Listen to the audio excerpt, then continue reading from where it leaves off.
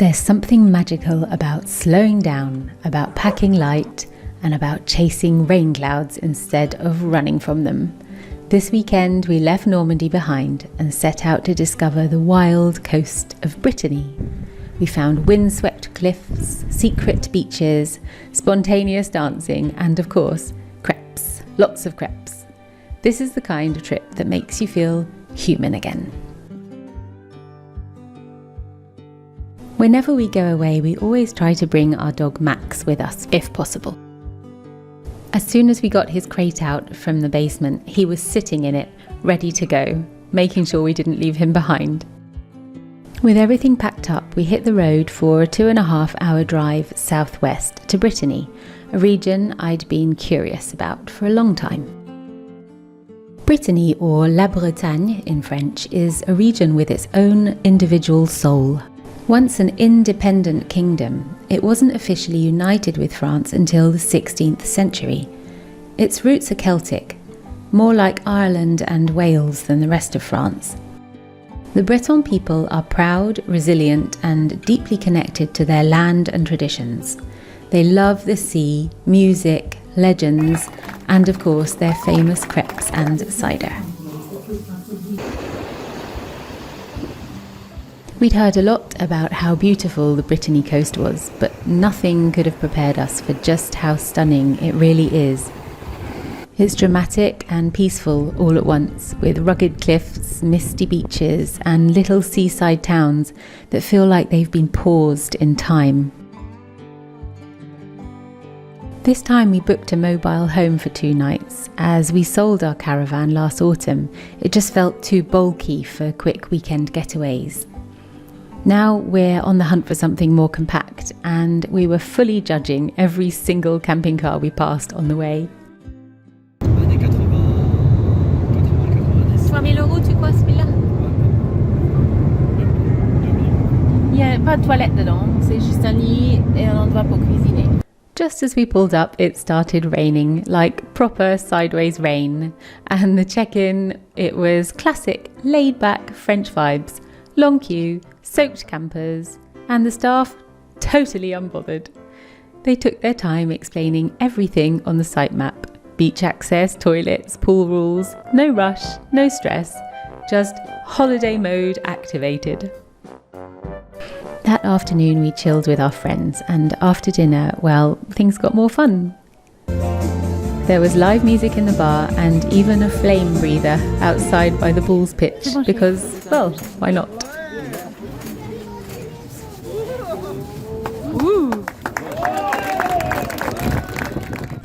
We danced, we sang, and honestly, that's what we love about campsite getaways. You can be silly, free, let go.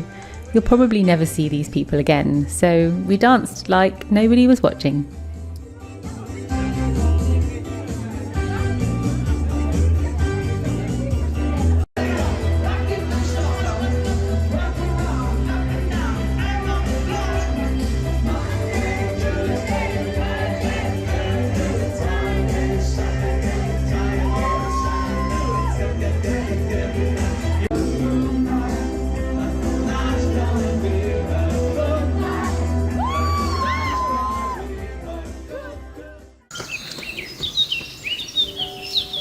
The next morning I went for a solo walk around the pine forest just behind the beach.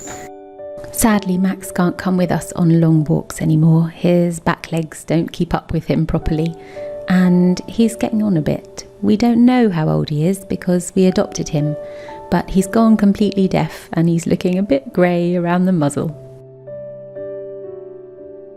We took Max down to the beach later on in the car, but it was clear he had some trouble walking around the rocks.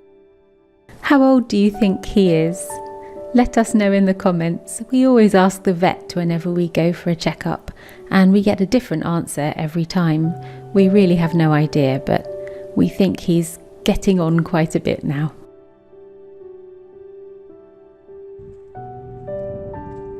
After a coffee and a delicious pain au chocolat, we all headed down to the beach together. The scenery was breathtaking. The skies looked like oil paintings, and the colour of the sea was like the Caribbean, Really unexpected for Brittany.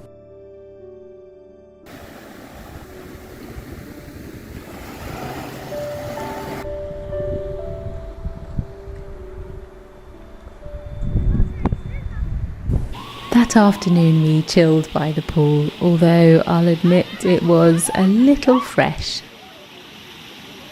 But still, I went down the flume 3 times with all the kids, because at heart I'm a big kid too.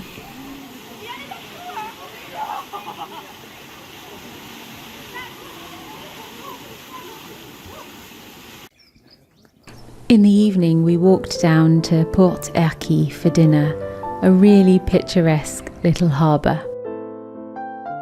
Calm water, boats bobbing, little stone houses, and of course crepes, traditional Breton style, crispy edges, buttery, salty, all the good stuff.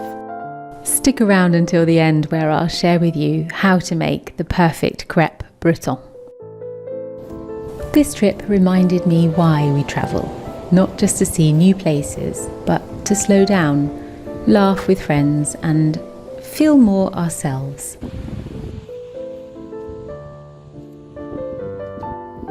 Sometimes the best way to slow down is just to watch a snail on his daily travels for a little while.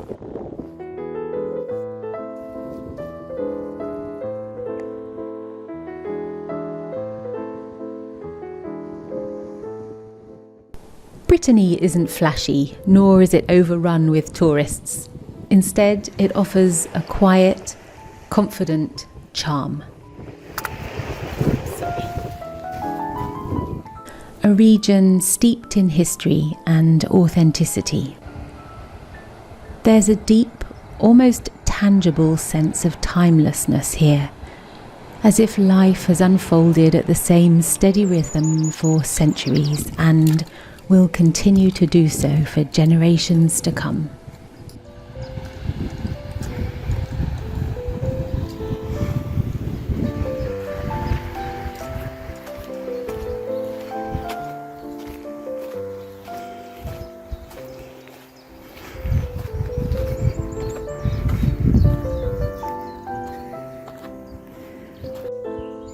And I found my future holiday home, 5 minutes walk from the beach.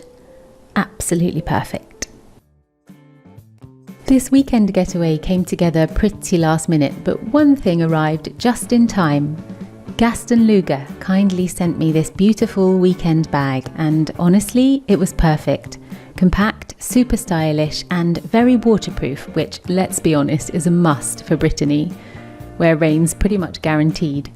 It fit everything I needed for the trip, and I pack a lot of clothes. Plus, it has this really handy outer pocket for keeping delicate bits safe. And the material is fantastic quality. It feels like it will last a lifetime. Gaston Luga is a Swedish brand from Stockholm, and if you're interested in checking out their other products, head over to their website, gastonluga.com, and use the discount code GL15Jane for 15% off. Now, as promised, let's head on over to the kitchen. Hi, so as a thank you for watching this far, this week I'd like to share with you the French technique for making proper galettes au sarrasin, which is buckwheat crepes. Be quiet. Be quiet. The more I talk to him, the worse it gets. For between 6 and 8 crepes, you'll need about 250 grams of buckwheat flour or farine de sarrasin. Make a dent in the middle and add 1 egg. Break the egg with the whisk and fold the flour into the centre. Add a few pinches of salt and pepper because these crepes need to be really well seasoned. Gradually incorporate 50 centilitres of water to your flour mix. Your final mixture should be nice and runny, just like this. Then for an ideal texture, you'll want to leave the batter to sit in the fridge for between 2 to 3 hours ideally. This helps the batter to be less chewy and more crisp. Lightly oil the pan and on a high heat, pour 1 ladle of mixture and just swirl it around so it touches the edges of your pan. This batter takes a little bit longer to cook than your average pancake. You'll see water evaporating as it cooks, and you want to aim for about 1.5 minutes on one side and about 30 seconds on the other. A traditional galette complète consists of grated Emmental cheese, a slice of ham and an egg. So you'll need to start with about 50 grams of butter. Yes, that's quite a lot of butter. The Bretons are rather like the Normands in that they eat a lot of butter and cheese. So lay a slice of ham in the centre of the galette and then sprinkle some grated cheese around the edges. Then you break an egg into the centre, which is held in place by the grated cheese. You do, however, want to spread the egg white around a little bit so that it gets cooked. Then gently fold the edges into the centre to make a square. Let it cook like that for a minute, and if you prefer your egg yolk more cooked, you can then flip it over. I think crepes always taste better if accompanied with a glass of nice cool Breton cider. Bon appétit!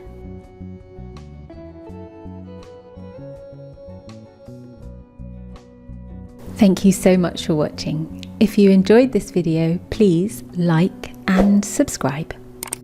À bientôt!